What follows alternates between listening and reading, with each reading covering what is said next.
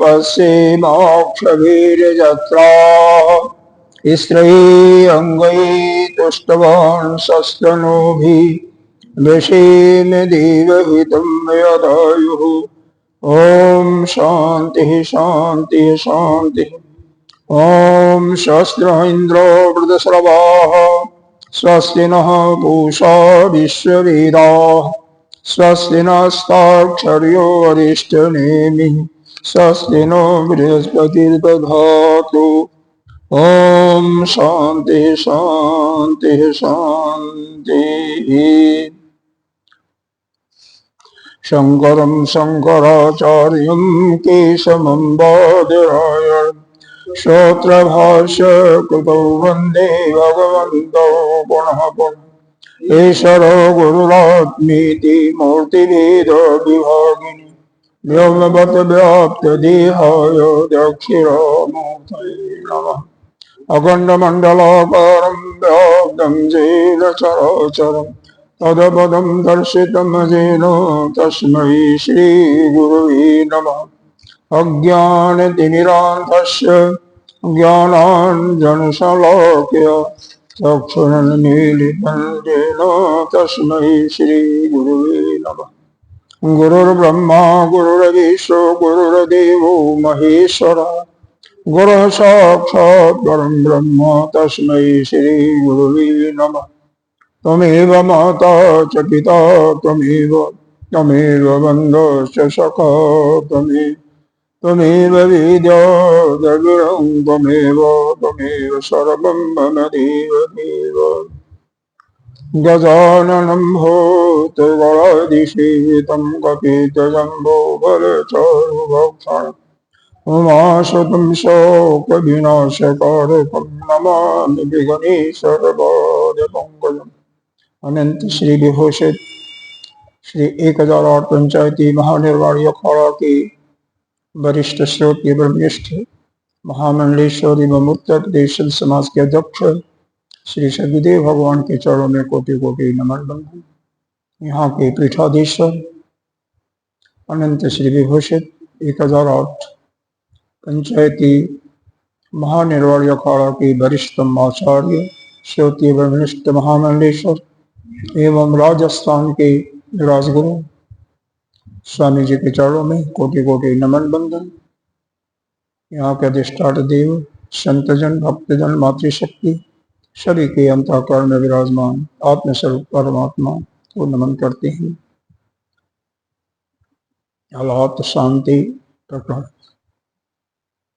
यह जो संसार हमारे सामने है कैसा है? भ्रम है।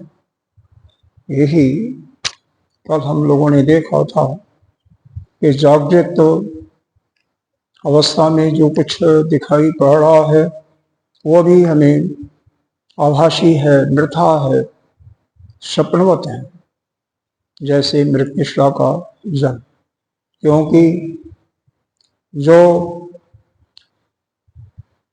प्राग भाव यानी जिसका पूर्व भाव नहीं है, यानी पहले नहीं है, अंत में भी नहीं है, मध्य में दिखाई देता है, तो उसका भी वही होता है जो आदि और अंत में यानी असत वस्तु ही है। वह सत वस्तु जैसे उस समय में प्रतीति होती है लेकिन सत वस्तु नहीं होती है। यही संसार का मुख्य रूप से चल रहा है। यही इसीलिए इस अलास शांति प्रकरण का काम अलास शांति प्रकरण क्यों रखा गया? जैसे लकड़ी का गोला हो ना, उसमें आग रख लो, घुमाओ, क्या होगा? गोला बनेगा। है अग्नि है लेकिन गोला बनेगा, और फिर जब रुक जाएगा तो फिर शांत होगा, एक जगह होगा तो कुछ। इसी प्रकार से यह संसार जो है ना, कब तक रहेगा? हम लोगों के सामने प्रतीति तब तक रहेगी जब तक मैं मेरापन नहीं छूटेगा। अब मैं मेरापन छूटना बहुत मुश्किल है। अरे भाई देखो, और कुछ तो नहीं, मैं अपने स्वयं के लिए बात बोल रहा हूँ। पुस्तक की रक्षा करनी पड़ती है, क्योंकि पुस्तक अगर अपनी ठीक नहीं है, हथियार ठीक नहीं है, तो हम साहस नहीं कर सकते, लेकिन ये भी तो अपनत्व है, मेरापन तो आ गया। तो मेरापन उसी समय में पूर्ण रूपेण जाएगा जिस समय आप अहम ब्रह्मास्मि तत्त्वमसि का आपको पूर्ण पूर्ण बोध हो जाएगा। लेकिन अभ्यास तो अभी से करना पड़ेगा, अभ्यास हम नहीं करेंगे तो कभी नहीं होगा। इसलिए जितना से जितना समय हम इस महावाक्यों का चिंतन कर सकें उतना ही हमारे लिए कम है। यहाँ पर देखिए भगवान आदि गुरु शंकराचार्य जी ने कितना हम पर कृपा किया, हम पर मतलब हम लोगों पर, पूरे मानव समुदाय पर। 12 दर्शन हैं, 6 आस्तिक 6 नास्तिक, सभी एक तरफ और आदि गुरु शंकराचार्य जी अकेले, लेकिन सभी को धीरे धीरे प्रेम पूर्वक लड़ झगड़ करके नहीं समझाया और वो मान गए। अधिकतर इन्होंने जो सिद्धांत अपनाया कि दो को आपस में लड़ने दो और आप शांत रहो, एक दूसरे के सिद्धांत को काटता है, दूसरा पहले के सिद्धांत को, और उसमें भला तीसरे का होता है, हमेशा होता है। कभी भी व्यवहार के जीवन में आप देखिए, जब दो लोगों में, दो पक्षों में लड़ाई होती है तो उसका लाभ हमेशा तीसरे को जाता है। हाँ, कोई भी तीसरा होगा, थर्ड पर्सन कोई भी होगा, उसको जाएगा, वो कोई बीच वाले को नहीं होगा। बीच वाला तो मारा जाएगा, बीच में छुड़ाने आएगा तो मारा जाएगा, दोनों का दुश्मन बन जाएगा, कोई थर्ड पर्सन। उसी प्रकार से जो अपने आस्तिक दर्शनों में थे, न्यायिक और वैशेषिक, जो लगभग एक शाही मत था इनका, इनको लड़ाया सांख्य योगियों के साथ में। सांख्य और योग दर्शन लगभग एक जैसे हैं, थोड़ा सा मतभेद होकर के, तो उनके साथ, क्योंकि सांख्य जो है वो सत्य की उत्पत्ति मानता है, खंडन कर दिया न्याय वालों ने कि सत्य की उत्पत्ति हो ही नहीं सकती, उनका मत कटा। इनका मत था कि जो असत वस्तु की उत्पत्ति होती है तो उसका खंडन सांख्य वालों ने कर दिया। इस प्रकार से इनका आपस में विरोध हो गया। तो इन दोनों के मतों का, एक दूसरे के मतों का खंडन करने से अद्वैत ही सिद्ध हुआ, अर्थात वेदांत ही, वेदांत का जो मत था वही सिद्ध हुआ। तो लाभ कौन ले गए? वेदांतवादी ले गए, हाँ, वेदांत।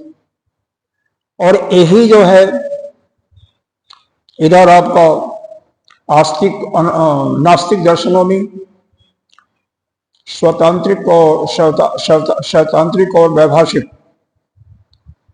जो कि बौद्ध धर्म के थे, और तीसरा जो बौद्ध धर्म का ही था, जो कि विज्ञानवाद यानी योगाचार्य, शून्यवादी को भी ले लिया, उन्होंने कुछ बोला नहीं, लेकिन इन दोनों को, योगाचार्यों को लड़ाया स्वतांत्रिक और वैभाषिक से, और उसने एक दूसरे के मतों का खंडन करके, योगाचार्य ने ही किया मत का खंडन, इन्होंने उनके क्षणिकवाद का किया और उन्होंने उसका खंडन किया। और अंत में यही सिद्ध होता है कि इस सृष्टि में कोई भी वस्तु की उत्पत्ति ही नहीं है। अब 31वें कारिका में जो कल हम लोगों ने देखा था, उसका क्या था? उसका रहस्य यही था कि क्योंकि इसके पिछले कारिका में, यानी 30वीं कारिका में जो दृष्टांत आया था कि बंधन जो पहले भी नहीं है, पहले मतलब अभाव जिस चीज का है, और बाद में जब अभाव हो जाता है तो उसका मतलब बीच में भी अभाव होता है। इससे सिद्ध किया, एक घटा को फोड़ दो, घट को तोड़ दो, तो घट का पहले भी अभाव था और बाद में भी अभाव था, तो बीच में भी घटा दिखाई दे रहा है। सत्य की सत्य है, कैसे? व्यवहारिक सत्ता में, परमार्थिक में नहीं सत्य है, तो फिर भी वो अभी वो जो है असत्य के रूप में ही माना जाएगा। इसी का पुष्टि किया गया अगली इस 31वीं कारिका से, जो को पीछे पढ़ लिया था। आदावन्ते च जद अस्ति, जद आदावन्ते ज नास्ति, वर्तमाने तथा वितथै सदृशा संतो अवितथा इव लक्षिता। इसका भाष्य वैतथ्य प्रकरण में छठे कारक में दी गई है, जो कि कल हम लोगों ने अध्ययन कर लिया था। अर्थ फिर भी पढ़ लेते हैं। आदा अंते, जिसकी सत्ता आदि यानी प्रारंभ में, यानी पूर्व भाग कहिए या प्राग भाव कहिए, और उत्तरार्ध भाग कहिए या अंत भाग कहिए, दोनों में जत न अस्ति, जो कि नहीं है, जिसकी सत्ता न पहले है न बाद में। वर्तमाने भी तथा, तो वर्तमान समय में वही सत्ता होती है जो कि पहले भी नहीं है, यानी प्राग भाव में, और वह उससे अलग नहीं होती है। लेकिन अंतिम पंक्ति क्या कहता है? वितथ ही सदृशा, पदार्थ समूह वह असत के समान हो करके भी संतो अवितथा, मतलब सत्य के समान दिखाई तो देती है, इव लक्षिता, सत्य के समान मध्य में दिखाई तो दे रही है, लेकिन वह वास्तव में सत्य न होकर के वह असत्य ही होती है।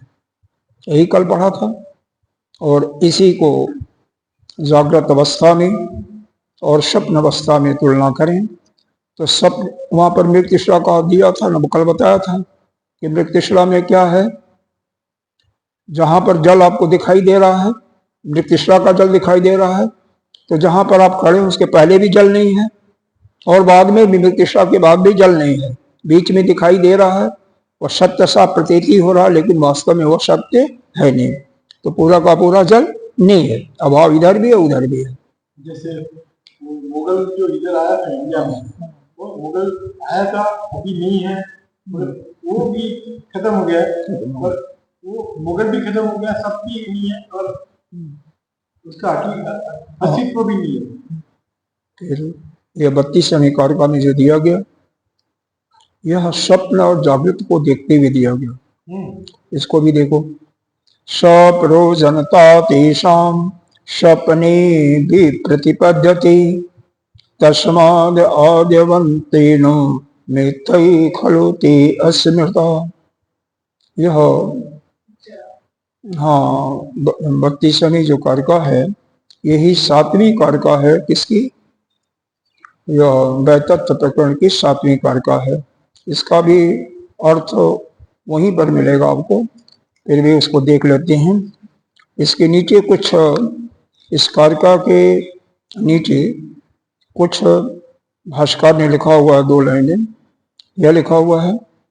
इसका अर्थ तो समझ में आ रहा। सप्रोजनतया तेषां, मतलब उस जगत पदार्थों का जो उद्देश्य होता है, जो प्रयोजन होता है, क्यों जागृत अवस्था में जिन वस्तुओं का हम भोग करते हैं, किसी न किसी प्रयोजन के लिए, उद्देश्य के लिए करते हैं।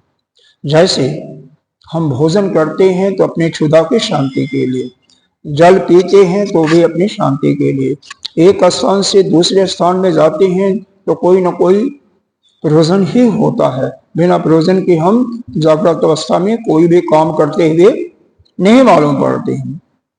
लेकिन स्वप्ने विप्रतिपद्यते, लेकिन स्वप्न में इसका विपरीत होता है। स्वप्न में आपका कोई प्रयोजन नहीं होता। आप यह सोच करके नहीं स्वप्न देख रहे हो कि हमें कुछ मिले, वहां तो जो भी आपके अतृप्त वासनाएं हैं जागृत अवस्था की, जो पूरी नहीं हुई हैं, पता नहीं कितने समय से पड़ी हुई हैं, वही स्वप्न अवस्था में आ जाती हैं। तो तो स्वप्न अवस्था में कोई प्रयोजन नहीं होता है, यानी विपरीतता भाव यदि है ना, विप्रतिपद्यते, विप्रति मतलब प्रति माने उल्टा भाव दिखाई देता है।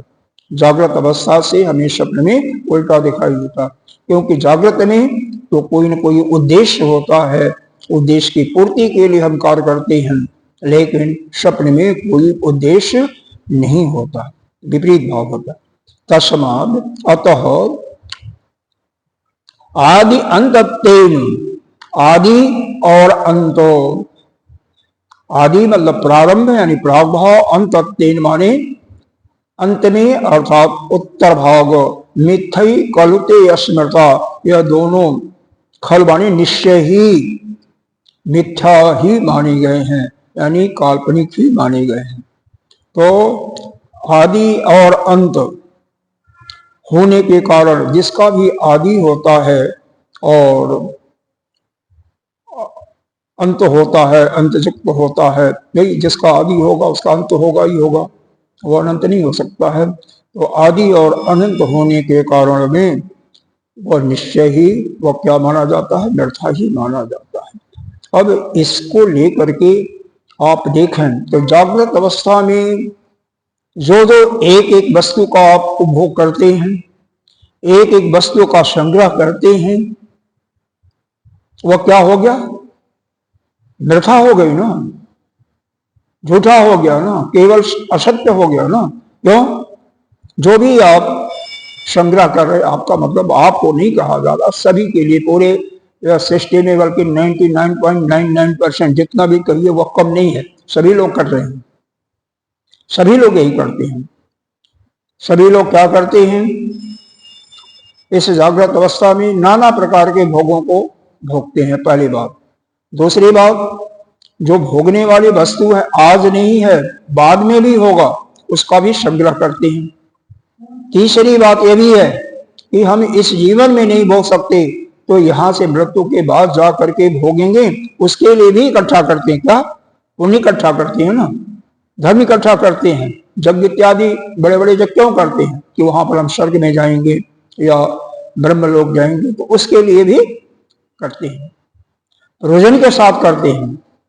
लेकिन वास्तव में देखा जाए तो इसका न प्रारंभ है, प्रारंभ इसका आदि नहीं है, तो अंत भी नहीं है। जब आदि और अंत नहीं है तो सब सारा जो कारोबार है वह एक व्यर्था है, स्वप्नवत है। और वास्तव में स्वप्नवत कैसे है, इसको देखो, अगर वेदांत में परमार्थिक सत्ता से देखो तो सृष्टि ही नहीं है। परमार्थ सत्ता से, परमार्थिक सत्ता के दृष्टि से देखो तो हम आपका कोई अस्तित्व ही नहीं, हम आप है ही नहीं है यहाँ का, तो सब कुछ झूठा हो जाता है, एक ही वाक्य में सब झूठा हो जाता है। लेकिन बाकी जो दूसरे मत हैं, द्वैत मत, उनके हिसाब से तो हम दिखाई दे रहे हैं, जो कुछ दिखाई दे रहा है तो हमारी सत्ता है। एवं ना हमारे शक्तियों में भी कहा गया है, गीता भी कहा है और श्रुतियों में कहा गया है, क्या बताया है, मन एवं मनुष्याणाम कारणम बंध मोक्ष। हमारा जो मन है और मनुष्य जो है, मनुष्य मतलब मनुष्य यानी जो भी अपने को मनुष्य मान रहा है, क्योंकि बुद्धि मनुष्य के पास भी है, बाकी जीवों के पास बुद्धि नहीं होती है। तो मन और मनुष्य कारणम बंध मोक्ष, हम ही बंधन के और मोक्ष के कारण है। वास्तव में न तो कोई बंधन है न कोई मोक्ष है, लेकिन यह कब होता है, जब हमें उस ब्रह्म ज्ञान की प्राप्ति हो जाती है। जब तक हम जीवत्व भाव में हैं, जीव भाव को अपने मानते हैं कि मैं जीव हूं, तब तक यह बंधन भी है, तब तक यह मोक्ष भी है। नहीं तो वास्तव में न कोई बंधन है, न कोई मोक्ष है, और न कोई जागृत अवस्था है, और न संसार का भोग है। तब तक है जब तक हमारे अंदर ज्ञान नहीं होता। जिस समय ज्ञान की स्मरण हो जाती है, उसी समय यह सब कुछ समाप्त हो जाता है। हाँ, अविद्या के कारण, कारण यही अविद्या है, अविद्या ही कारण। ताजमहल बनाया शाहजहां ने, वो उसकी जागृत अवस्था के अंदर उसने डेवलपमेंट किया और उसका वो भी चला गया, मगर ताजमहल जो बनाया उसका एम था जीने के हिसाब से, मगर ये कुछ उसने जागृत अवस्था के अंदर बना दिया, सपन अवस्था में तो होता नहीं है। तो मेरा कहना का ये है कि जागृत अवस्था में सब कुछ ऐसा अवास्तविक वस्तु बन जाता है, उसका एम होता है, कोई भी आदमी का प्रयोजन होता है, एम होता, ठीक है, प्रयोजन को एम कहिए। एम होता है, हाँ। वो एम के हिसाब से कुछ ना कुछ बना रहता है, बाद में चला जाता है, वो अवास्तविक तो है, पर कुछ ना कुछ तो होता है।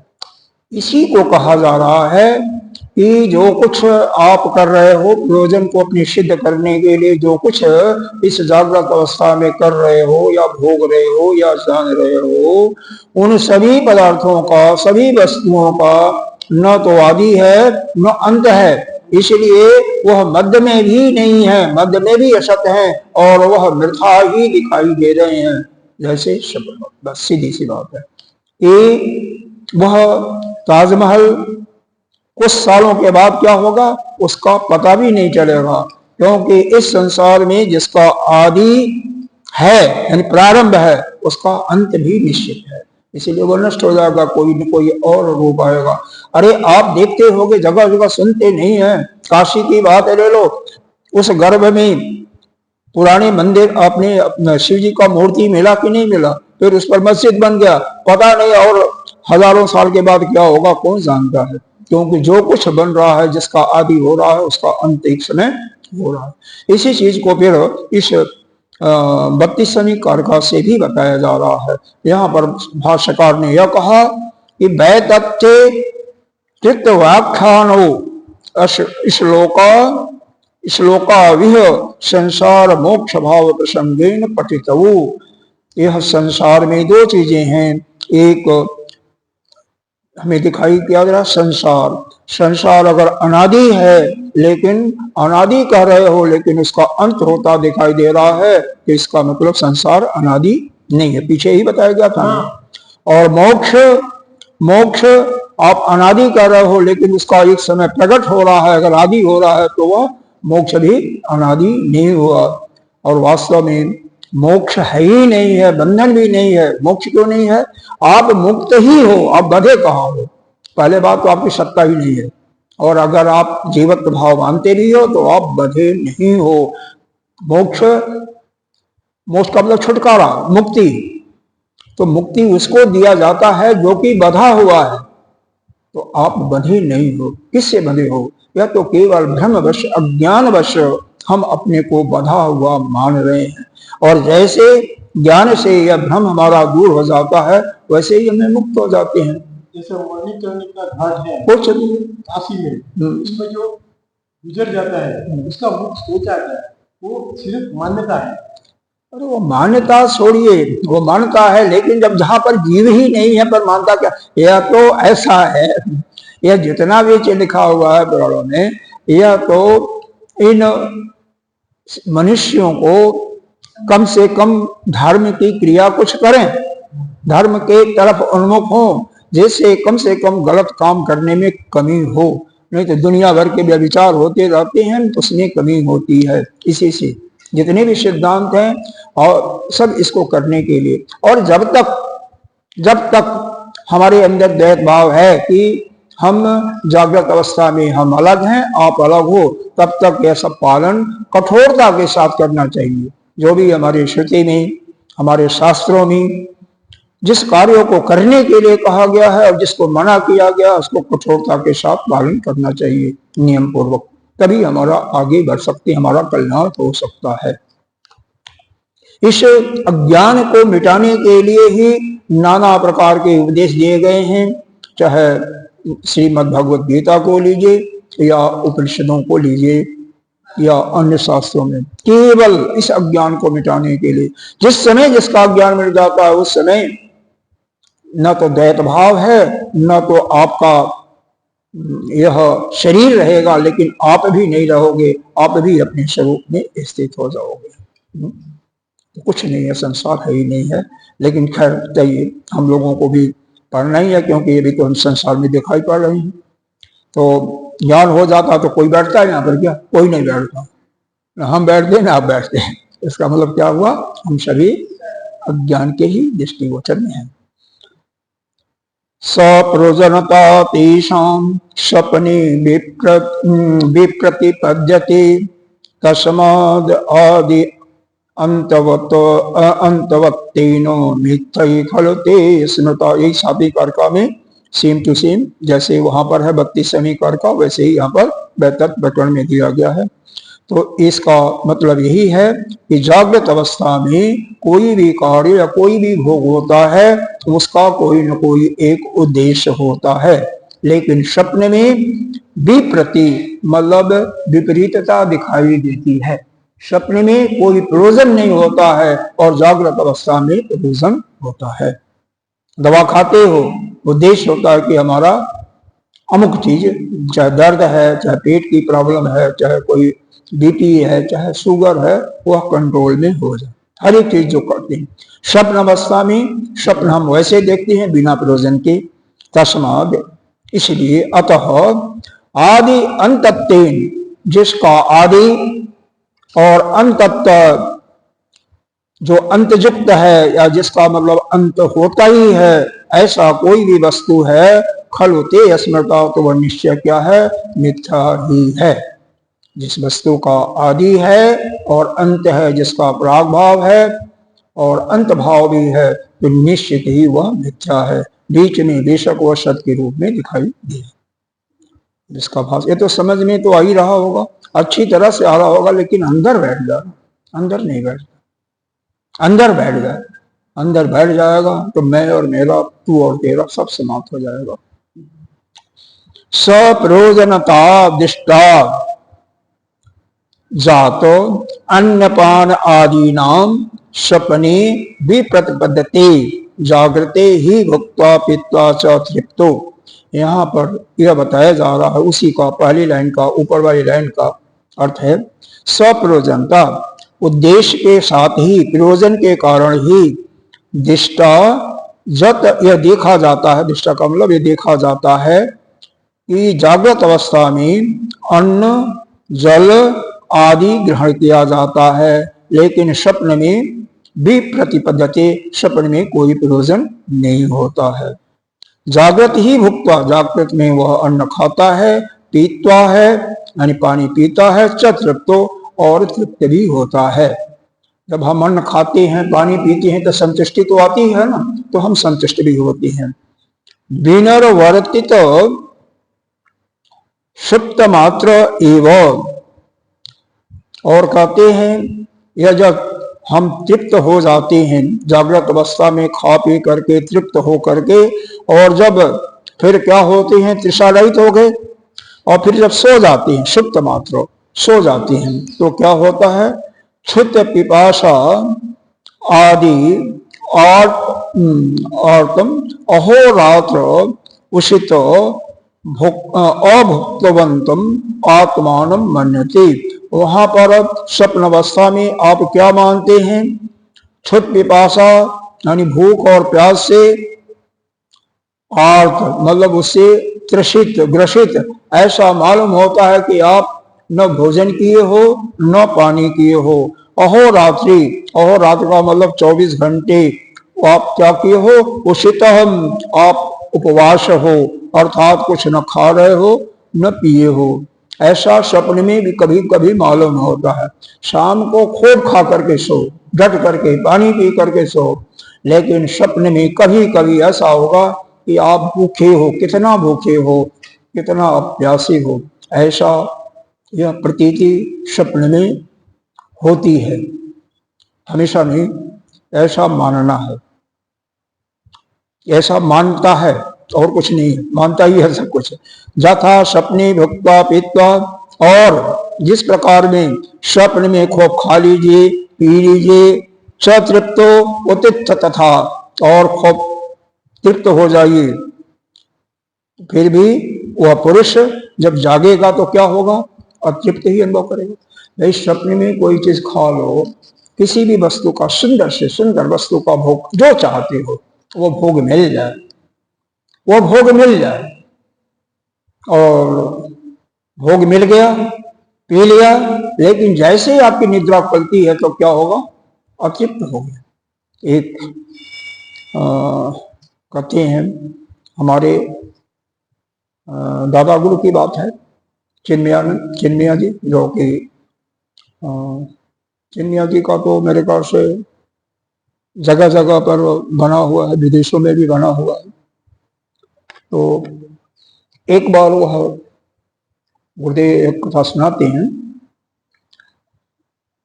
जब पढ़ा रहे थे उस समय उन्होंने बोला कि रात्रि में स्वप्न के वक्त स्वप्न में मेरी मुलाकात हुई यूएसए के राष्ट्रपति से।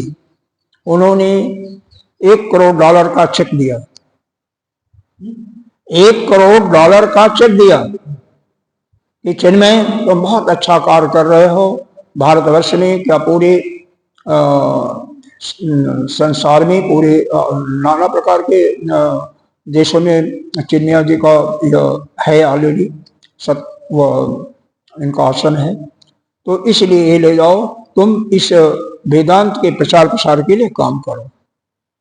कह रहे हैं जब से वो चेक हाथ में दे रहे थे, चेक हाथ में आया नहीं कि नींद टूट गई निद्रा टूट गई और जाग गए, हो गया ना। या सब स्वप्न में, हाँ स्वप्न की बात बताया जाता है। चिन्मय को बोलने वाला वो कौन है, खुद करता है।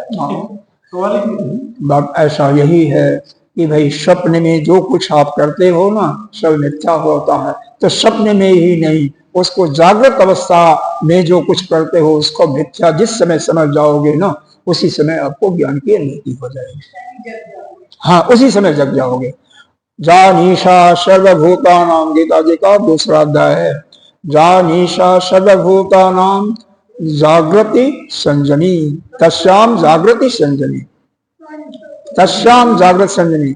जो सभी लोग सोए नहीं है, निशा नहीं है, जागते हुए उस परम महात्मा या उस ब्रह्म की उपासना करने से अपने को क्या है, उससे बहुत पीछे है, मतलब अंधकार में है, उसको जानते ही नहीं है, बल्कि भोग विलास का जीवन व्यतीत कर रहे हैं। तस्याम जागृति संजनी, उसमें जो संजनी है, संजनी का मतलब जिनके अंदर ज्ञान का स्फुरण हो गया है, वह अपने आत्म तत्व में, अपनी स्वरूप में लीन है। तो यही हमें करना है, लेकिन धीरे धीरे अभ्यास करने से, यह श्रवण जो करते हो उसका मनन करो।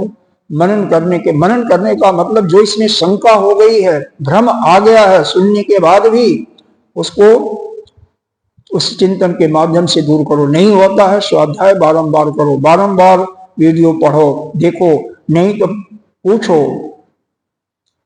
फोन करके या कैसे भी पूछो, फिर उसको अपने भ्रम को दूर करो।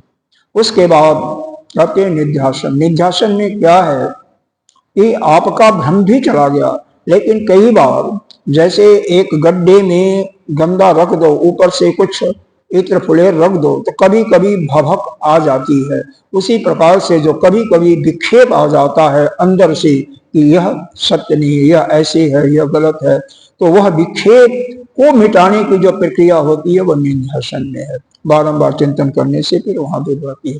तो जो ज्ञान है, शुद्ध ज्ञान है, जो कि हमारे श्रुति में बताया गया है या संतों द्वारा जो प्रतिपादित किया गया है, लक्ष्यार्थ, वाचार्थ नहीं, वाचार्थ तो गलत भी हो सकता है, यानी शब्द का अर्थ तो बहुत, शब्द का अर्थ बिल्कुल अगर सही होता तब तो फिर क्या पूछना था, फिर किसी विशेष ज्ञानी पुरुष की आवश्यकता नहीं थी पढ़ाने की, अपने आप समझ जाता। लेकिन है क्या, जैसे आत्मा शब्द है, कई बार कई जगह पाइएगा शरीर को के जगह आत्मा लिखा हुआ है, कई बार जीवात्मा के लिए आत्मा लिखा हुआ है, अपने वेदों में लिखा हुआ, श्रुतियों में लिखा हुआ है। वही आत्मा कई जगह केवल जो शुद्ध चैतन्य ब्रह्म है उसी के लिए लिखा हुआ है। तो ऐसा है, जब तक आपका लक्ष्यार्थ कहाँ पर है, प्रकरण के अनुसार, संदर्भ के अनुसार, तो जब कोई उसको समझने वाला, ठीक ठीक समझने वाला पुरुष होगा तब बताएगा, तभी आपके अंदर वो आएगा, नहीं तो अनर्थ ही हो जाता, अर्थ का अनर्थ हो जाता है। तो इसमें देखिए पहली लाइन का तो अर्थ क्लियर हो गया कि सप्रयोजनतया तेषां स्वप्ने विपरीत पद्धति, जो जागृत अवस्था में होता है। अच्छा, इसका तो हो गया था, हम भाष्य कर रहे थे। सप्रयोजनत्यादिष्टा अन्नपाना आदि नाम स्वप्ने विप्रपद्यते जागृते ही भुक्ता पीता च तृप्तो विनवर्तित तत् सुप्त मात्र एवं चित पिपासादि अहोरात्र उषितम भुक्तवंतम आत्मानं मनते। यहाँ तक हो गया था कि जागृत अवस्था में जो पुरुष होता है सब कुछ खाता पीता हुआ भी और हाँ तृप्त होता है, लेकिन जब सो जाता है स्वप्न में क्या महसूस करता है? अतृप्त महसूस करता है, उपवास किया हुआ, 24 घंटे का भूखा प्यासा, इस प्रकार से महसूस करता है। लेकिन इसी प्रकार से यथा सपने भुक्ता पीता, स्वप्न में खाता और पीता हुआ च अतृप्त होता है, जब वो जगता है तो अपने को अतृप्त महसूस करता है। इसका मतलब स्वप्न और जागृति में दोनों में विपरीत भाव यहाँ पर दिखाई दे रहा है। जागृत अवस्था में खूब खा पी लीजिए, संतुष्ट हो जाइए। स्वप्न में कभी कभी होता है कि आप भूखे हो, प्यासे हो, 24 घंटा से उपवास किए हो, इस प्रकार से दिखाई देगा। और इसी से विपरीत अगर स्वप्न में खा पी लीजिए, हालांकि स्वप्न में कभी कोई खाया है क्या? खाया तो है, ऐसा कभी आया है मेरे को भी आया, तो खा पी लिया और खाने पीने के बाद जैसे नींद खुलती है तो फिर प्यास लगती है या भूख लगती है, ऐसा मुझे मालूम होता है, ऐसा हमें मालूम होता है। तस्मात इसलिए अतः जागृत दृश्यानाम, जागृत के जो दृश्य होते हैं, जागृत में जो कुछ आप कार्य करते हो, जो कुछ देखते हो, स्वप्ने विप्रतिपत्ति दृष्टा, वह स्वप्न में विपरीत ही दिखाई देते हैं या स्वप्न में उनकी उल्टा ही दिखाई दिया है या विपरीत देखा जाता है। आगे अन्याम इह तेषाम अपि असत्यम स्वप्न दृश्यवत न आशंकनीयम इति।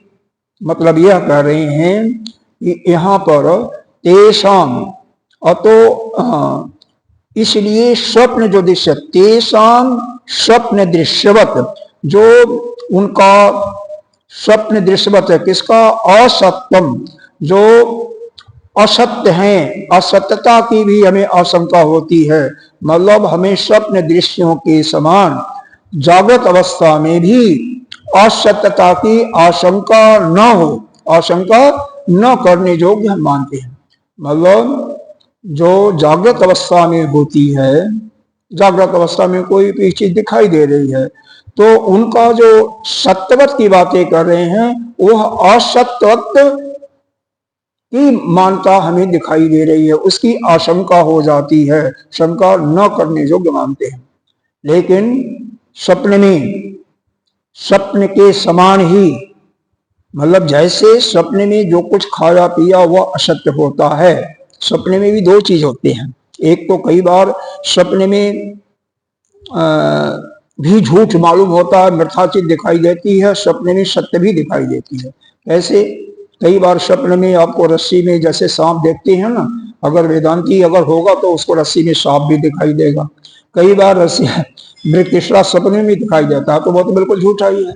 लेकिन बाकी चीजें जैसे जागृत अवस्था में हमें सत्य का भान होता है, यद्यपि सत्य नहीं है लेकिन वो स्वप्न में सत्य भी दिखाई देता है कि चारों तरफ कहीं से डाकू आ रहे हैं, कहीं से शेर आ रहा है, कहीं कुछ, वो सत्य रूप से उनको दिखाई दे रहा है। अरे एक तो कहते हैं, एक गांव की बात है, स्कूल में था, बहुत अच्छा स्कूल था, वहां पर एक यह जिस समय पर्दे पर पिक्चर दिखाया जाता था, पर्दे पर दिखाया जाता था, इधर उधर ले जा करके, मतलब उसको एक स्थान से पोर्टेबल होता था, एक स्थान से दूसरे स्थान पर दिखाते थे, स्कूलों में दिखाते थे, विशेष करके लोगों को शिक्षित करने के लिए। बहुत पुरानी बात है।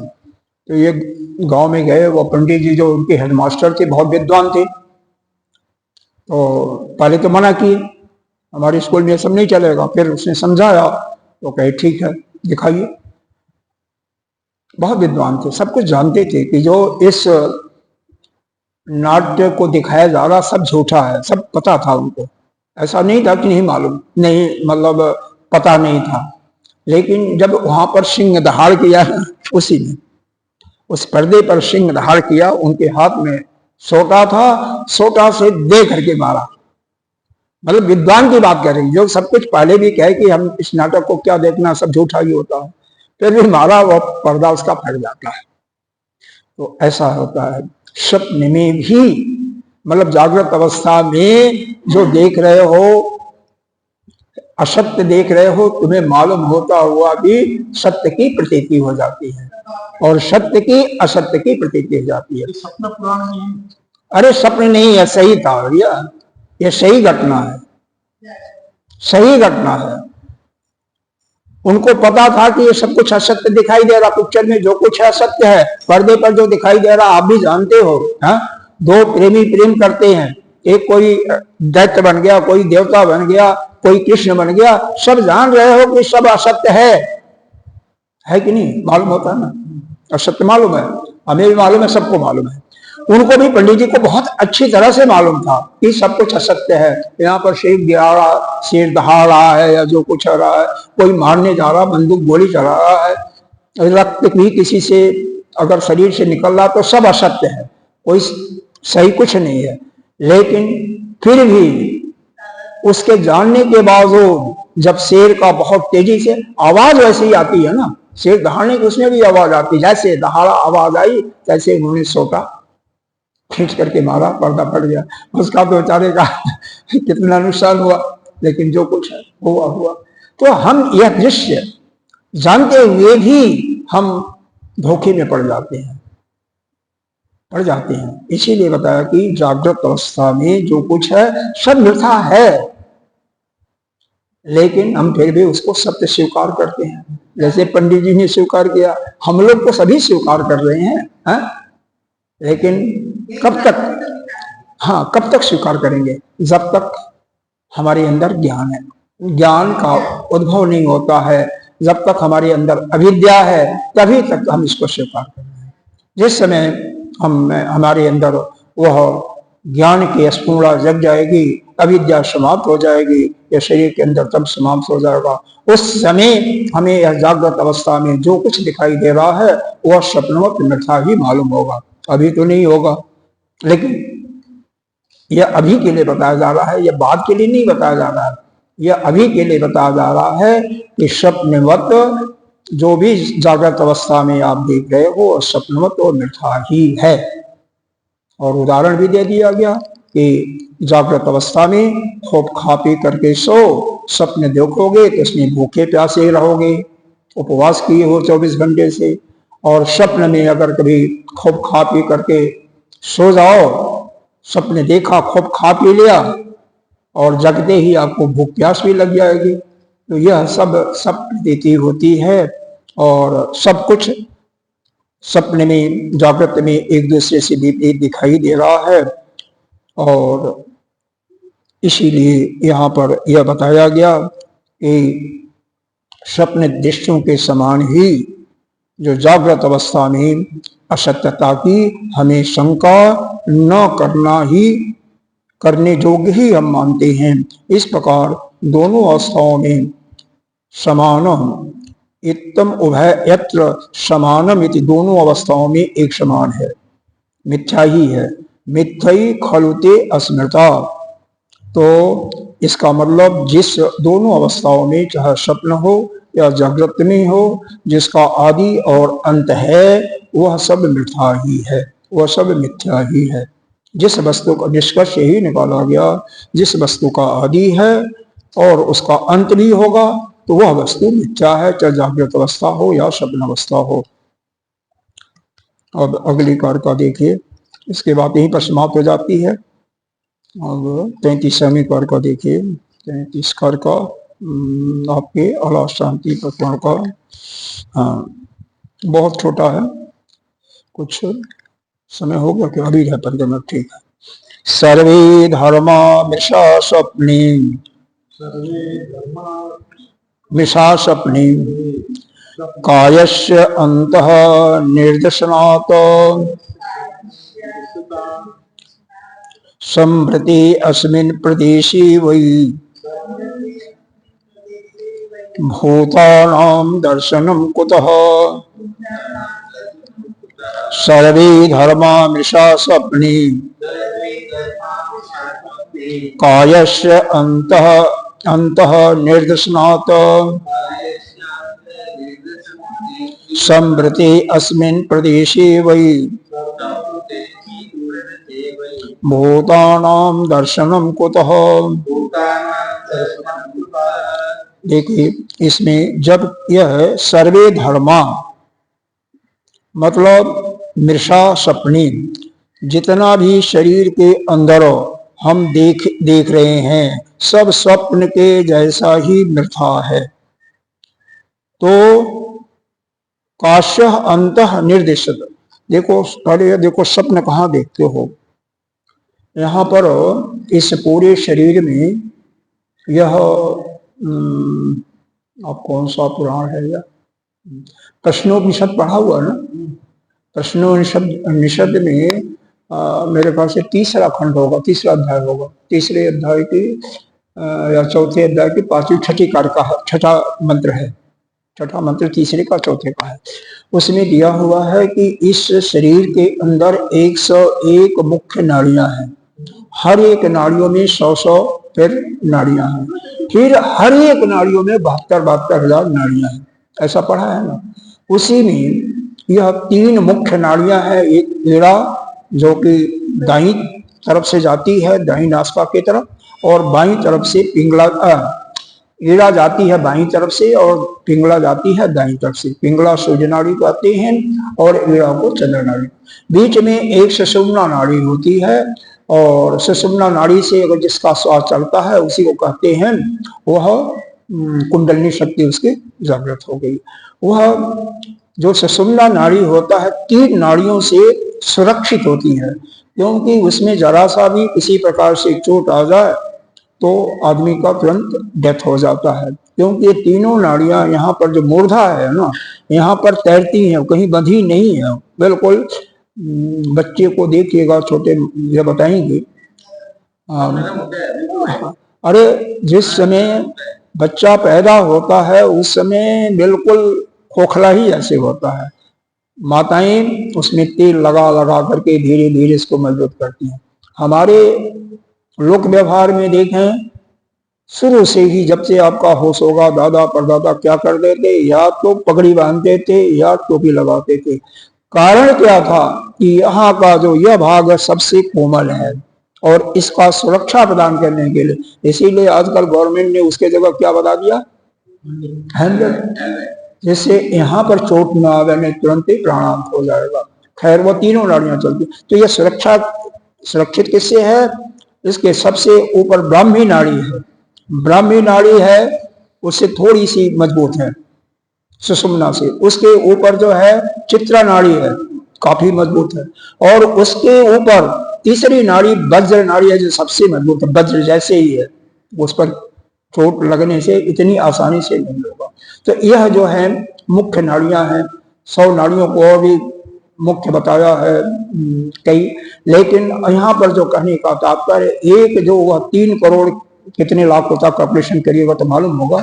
यहाँ पर एक हिता नाड़ी है, वो भी शायद स्वप्न इसी प्रश्नोपनिषद में ही आया है, उस हिता नाड़ी में ही स्वप्न दिखाई देता है। हिता नाड़ी में सारे संस्कार आपके होते हैं, तो उस छोटे अवस्था में छोटे जगह में, इसीलिए यहाँ पर क्या कहा गया, संवृते अस्मिन् प्रदेशे, संवृत कहते हैं संकुचित को, इसका शाब्दिक अर्थ होता है संकुचित को, संकुचित। तो संकुचे, इस संकुच स्थान में मतलब बहुत छोटा सा एक बाल जो होता है ना, यह बाल तो जानते ही होंगे, बाल, इस बाल का 1000वां हिस्सा 100वां हिस्सा के बराबर पतली नाड़ी होती है, उसके अंदर होता है। तो कितना होता है, वो कुछ भी नहीं होता, उसी में साहब सारे आपके संस्कार पड़े हुए हैं, उसी में आपको स्वप्न दिखाई देता है। तो वही यहाँ पर किया जा रहा है, सर्वे धर्मा मिशा स्वप्ने, जितने भी हम जागृत अवस्था में कार्य कर रहे हैं वह सभी क्या है, स्वप्न जैसे मिथ्याई हैं, स्वप्न जैसे सभी पदार्थ मिथ्या हैं। क्योंकि कायस, इस शरीर के अंतःकरण में, अंतः स्थान में, अंतः निर्दशनात् अर्थस्थान में संवृते सकुचित होकर के इसी प्रदेश में भूतानाम दर्शनम कुतः, वही सभी भूतों का दर्शन कैसे हो सकता है। अब वास्तविक चीज है यहाँ पर, वह जो निर्वय ब्रह्म ब्रह्म है उसकी बात किया जा रहा है। निर्वय ब्रह्म क्या है? देखो, निर्वय क्या है और स अव्यय क्या है। और स अव्यय, यह अव्यय, अव्यय का मतलब होता है अंग, स का मतलब अंगों के साथ। जैसे हमारा शरीर है, हाथ अलग है, यह अव्यय है, पैर अलग है, अव्यय है, गर्दन अलग है, अव्यय है। जितने भी उस ब्रह्म के अतिरिक्त जितने भी हैं, जो अक्षर ब्रह्म है, उसके अतिरिक्त सभी जितने भी हैं, सभी क्या है? स अव्यय है, अव्यय के साथ हैं। लेकिन वह आत्मा के रूप में हमारे क्या है? निरअव्यय है। तो उसी को कह रहा है कि वह निरअव्यय, समृति का मतलब जो होता है, संकुचित भी होता है लेकिन निर्वय भी होता है, जो कि बिना किसी अव्यय के साथ हो। तो वह जो अस्मिन प्रदेश है, अस्मिन प्रदेश का मतलब यह जो ऊपर आया कायश अंतर अंतः निर्देशन, कोई शरीर के अंतर्भाग में, तो यहाँ पर इसी देश में यह होता है हमारा जहाँ आत्मा, इसे तो उसको क्या कहते हो? हृदयाकाश भी कहते हो, पुंडरीकाक्षम आया ना, तो वहां पर होता है। तो उसी जो निर्वय ब्रह्म है, क्योंकि आत्मा जो है वही निर्वय ब्रह्म है। ब्रह्म भी यहाँ पर समझना चाहिए कि ब्रह्म कितने होते हैं। एक तो अक्षर ब्रह्म है जो निर्गुण निराकार ब्रह्म है, वो तो सभी जानते हैं ना। कोई ईशावास भी पढ़ा ही होगा, तो ईशावास में इसका विशेष प्रकरण आया है कि निर्गुण निराकार ब्रह्म है। वही वही ब्रह्म हर एक में आत्मा के रूप में विराजमान है। अच्छा, क्योंकि सब जगह है, कण में विद्यमान है, तो वही आपके यहाँ विद्यमान है। अब देखो, वही दूसरा उसका रूप होता है सगुण निराकार। जब उसको एक से बहुत की इच्छा प्रकट होती है, तो सृष्टि का विस्तार करने के लिए वह ईश्वर का रूप धारण करता है। इसको भगवान भी कहिए, ईश्वर कहिए, विष्णु कहिए, महेश कहिए, जो मर्जी कहिए। वही सृष्टि का पालन, उत्पत्ति करता है, पालन करता है और संहार भी करता है। वह एक ही है, उसी का नाम ईश्वर है। तीन रूपों में मानते हैं हमारे इसमें पुराणों में अलग अलग बताया गया, ब्रह्मा विष्णु महेश। तो उसको हम कारण ब्रह्म भी कहते हैं। कारण ब्रह्म क्यों कहते हैं? क्योंकि उसी से, तैत्तिरीय उपनिषद अगर अभी नहीं पढ़ा होगा ना, तैत्तिरीय भी इसके बाद आता है शायद, तैत्तिरीय नहीं पढ़ा होगा, तैत्तिरीय उपनिषद अभी नहीं पढ़ा होगा, नहीं पढ़ा होगा, अभी पढ़ा है। यहाँ पे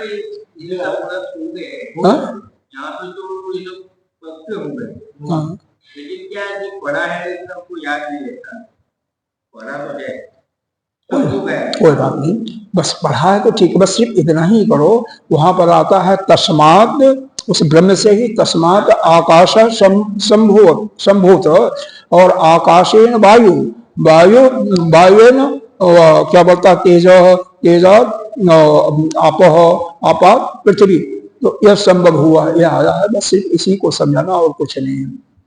तो यह जो आकाश उत्पन्न होता है, यह क्या है? यह अपंचीकृत होता है, इसमें पंचीकृत नहीं किया हुआ होता है। अपंचीकृत का मतलब यह सूक्ष्म से सूक्ष्म होता है। यह जो आकाश आपको दिखाई नहीं दे रहा, ये तो बादल इत्यादि हैं, आकाश तो दिखाई नहीं देता, वह दृष्टि के गोचर में नहीं आता है, इस नेत्र द्वारा आकाश नहीं दिखाई देता। ठीक है, हम मान लेते हैं कि यह सब आकाश है, जो खाली स्थान है वो आकाश है। ऊपर जो देखते हैं नीला पीला ना, वो आकाश नहीं है। अच्छा, बस इतने समझिए। तो यह जो ब्रह्म है, जो ईश्वर है, वह कारण ब्रह्म है, कारण है। कारण क्यों है? वही सृष्टि के उत्पन्न का हेतु है। सांख्य दर्शन में ही पढ़ा है ना गीता जी ने, कि जो सृष्टि, जो कार्य होता है, वह उसका कार्य का कोई न कोई हेतु होता है, यानी कोई न कोई कारण होता है। तो उस कारण के द्वारा ही वह कार्य संपन्न होता है। तो कार्य को देख करके कारण की जांच की जाती है, कारण को देखा जाता है इसका कारण। जैसे पुलिस क्या करता है, कहीं हत्या हो गई, कहीं हत्या, किसी का कत्ल हो गया, तो पुलिस क्या करता है? उस स्थान का सूक्ष्म मुआयना करता है, और कहीं ना कोई कारण मिलता है और उसके अनुसार उसको वह पता लगा लेता है कि इसका क्या कारण होगा। तो उसी प्रकार से यह कारण कार्य के रूप में क्या बना, यह अपंचीकृत जो बना वही जिसका नाम हिरण्यगर्भ दिया गया।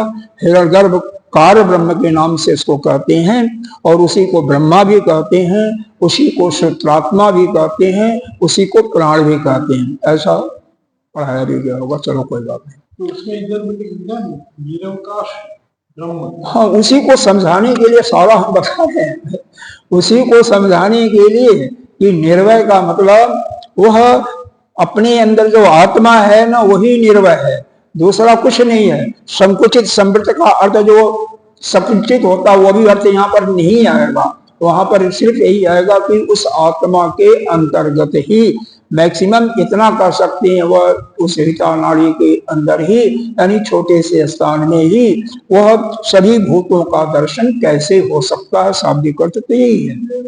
लेकिन समझाने के लिए इस निर्वय ब्रह्म के लिए यह ब्रह्म का कारण ब्रह्म, कार्य ब्रह्म। कार्य ब्रह्म में भी दो प्रकार का होता है, एक तो अपंचीकृत महाभूतों की रचना हुई, फिर पंचीकृत भूतों की रचना होती है जिससे सृष्टि बनती है, तो हम उसको कहते हैं विराट पुरुष। तो हम लोग उस विराट पुरुष के अंदर है, यह भी कार्य ब्रह्म है। लेकिन यहाँ पर हम सभी पूरी सृष्टि उसी में समाई हुई है विराट पुरुष में, जिसमें यह आकाश वगैरह सब पंचीकृत हैं और उस हिरण्यगर्भ में अपंचीकृत अवस्था में है। बहुत शार्ट फॉर्म में इतना समझो कि कम से कम अक्षर ब्रह्म या निर्गुण निराकार ब्रह्म कौन है, वही है जो कि परम ब्रह्म है। उसके नीचे फिर सगुण निराकार है जिसको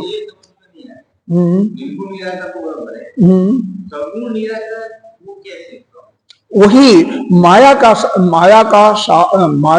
आश्रय लेकर के, माया का आश्रय लेकर के माया को अपना वह बना करके शक्ति धारण करके करता है, इसीलिए वह सगुण हो जाता है, क्योंकि वह गुण उसके अंदर है।